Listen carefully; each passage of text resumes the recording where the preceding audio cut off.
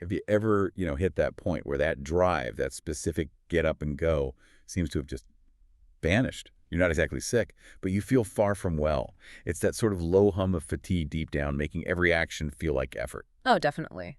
It's almost a default state for a lot of successful people, especially around midlife, wouldn't you say? They've got the mental drive, perhaps, but the body, the mind, they feel like they're running on fumes. We tend to just chalk it up to getting older. Exactly. And that feeling, that exact scenario, is where we're kicking off this deep dive.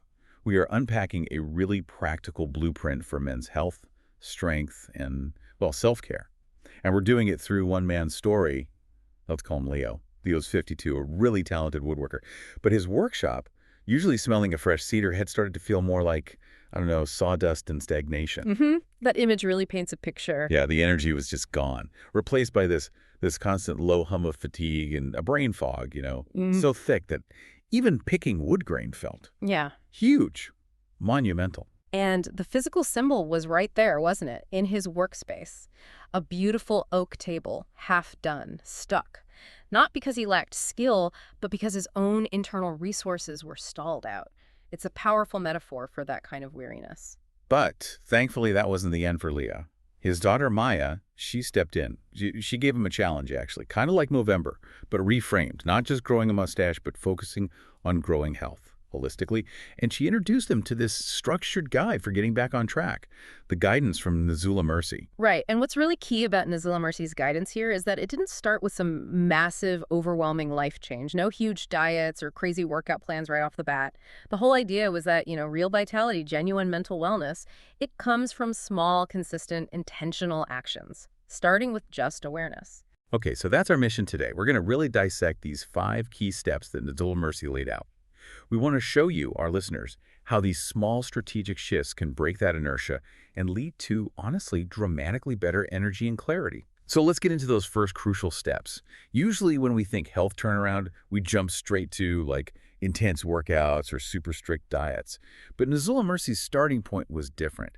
It was about tackling 2 huge, often invisible weights: fear and isolation. Exactly. And that's the, dare I say, brilliance of it. The real inertia often isn't just physical laziness. It's psychological. You can't build anything solid on a foundation of guesswork and worry. You need the facts first. Which brings us straight to step 1 from Zula Mercy. Schedule a routine checkup.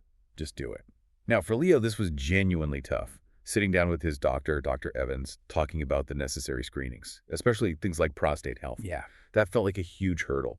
But something Dr. Evans said really stuck. Taking control isn't weakness, it's strength. Knowing your data is power. hmm And if you look at the bigger picture, Anzula Mercy clearly understood something vital. Avoidance takes energy. Worrying constantly actually drains you. So the simple act of going to the doctor, getting real information, facing whatever might be there, it releases so much tension. Leo felt lighter walking out, not because he got some magic cure, but because he stopped pouring energy into just avoiding. Okay, but here's where the sequence gets interesting. Zula Mercy didn't immediately go to diet or exercise next. She jumped to what she flagged as maybe the hardest but most critical part, the mental checkup. Step 4, actually, talk about it. That's an interesting jump, isn't it? Step 4, right after step 1. Before physical changes. Why do you think that was the priority? That's a really good question. I think based on Azula Mercy's approach, it's because the physical sluggishness is so often tied up with feeling isolated and mentally stuck. Like, until Leo dealt with that feeling of being alone in it, any attempt at a physical routine would just feel like another chore he'd eventually drop. That makes sense. It's about that co-regulation idea, perhaps. You need connection. So Leo meets his friend Mark for coffee, and he kind of, stumbles through explaining how he feels. Stuck. Like life's gears are grinding. He was probably expecting sympathy and maybe advice, but Mark just looked at him and said, Leo, I've been there, honestly. I know that feeling. Yeah. And apparently, that simple exchange, that was more energizing than the caffeine. Just sharing it, being heard, having someone say, me too. It broke through that fog of loneliness. He realized, okay, I'm not some unique failure here. And that psychological shift, realizing his struggle wasn't abnormal, that actually became a huge catalyst. It really proves Nazula Mercy's point that mental resilience often needs to come first for physical changes to stick. Right. So once Leo had the facts from the doctor and that bit of connection from his friend, then he was ready for the physical side. This is where we shift from awareness into actual intentional action. Small daily habits. Yes, and it's all about lowering that activation energy. The biggest hurdle to moving more isn't usually the movement itself, it's the decision to start. And Zula Mercy made that starting point really accessible. It leads us perfectly into step 2, stay active. Yeah. And the definition of active here was key start with just a 20-minute walk. That's it. So Leo made this one small change. He started walking to the hardware store instead of driving. Simple. But the effect wasn't simple, was it? Those details are great. Day 1, okay, his knees are complaining, a reminder of his inertia. But day 2, day 3, he starts noticing things beyond the aches. The crisp autumn air, the way the light looked.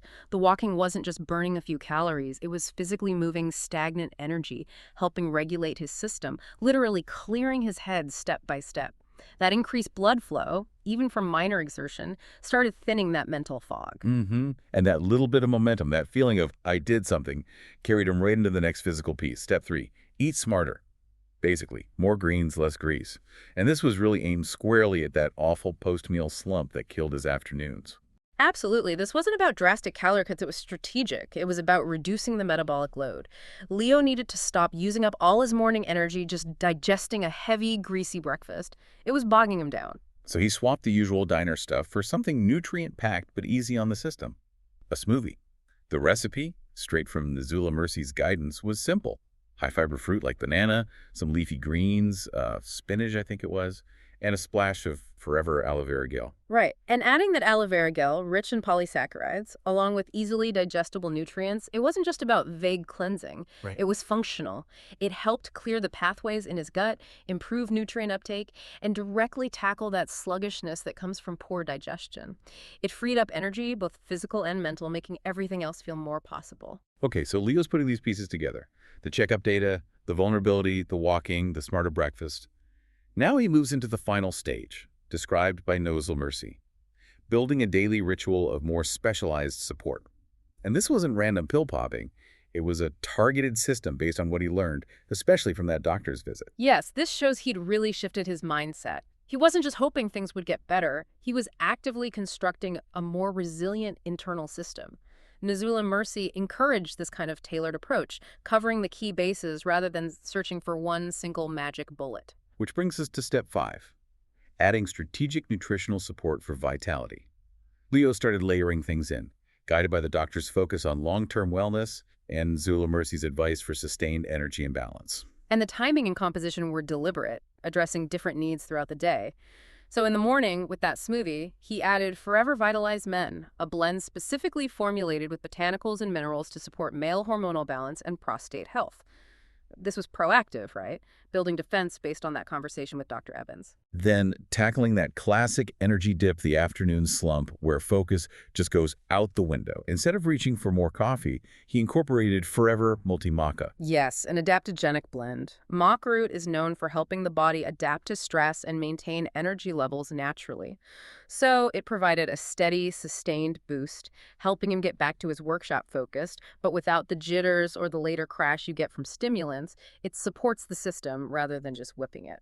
And lastly, with his evening meal, he added Forever Arctic Sea Capsules, omega-3s essentially. He saw this one as like a long-term investment, a promise to protect his heart health and his brain function, the very clarity he was working so hard to regain.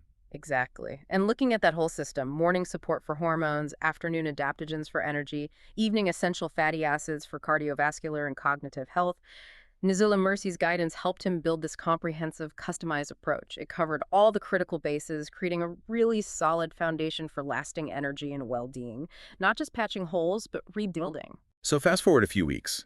The guy who felt paralyzed by sawdust and stagnation.